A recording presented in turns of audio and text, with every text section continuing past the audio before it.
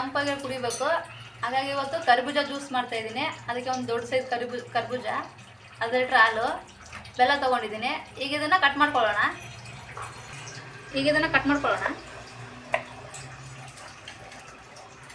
ಈಗ ಈ ಬೀಜನೆಲ್ಲ ತೆಕ್ಕೊಳ್ಳೋಣ. ಈಗ ಬೀಜ ತೆಕ್ಕೊಂಡಿದ್ದೀನಿ. ಈಗ ಸಿಪ್ಪೆ ಸುಲ್ಕೊಳ್ಳೋಣ. ಕರ್ಬೂಜನ ಈ ಥರ ಕಟ್ ಮಾಡ್ಕೊಂಡಿದ್ದೀನಿ, ಸಿಪ್ಪೆ ಎಲ್ಲ ಸುಲ್ಕೊಂಡಿದ್ದೀನಿ. ಇವಾಗ ಇದನ್ನು ಮಿಕ್ಸಿ ರುಬ್ಕೊಳ್ಳೋಣ.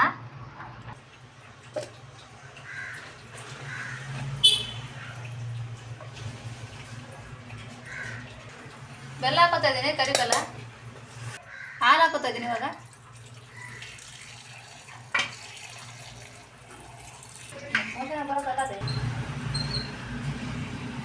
ಇವಾಗ ಇದನ್ನು ರುಬ್ಕೊಳ್ಳೋಣ.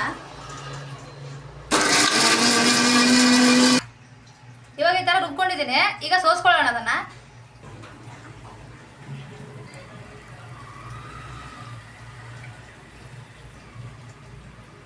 ಕರ್ಬೂಜ ಹಣ್ಣಿನ ಜ್ಯೂಸ್ ರೆಡಿಯಾಗಿದೆ.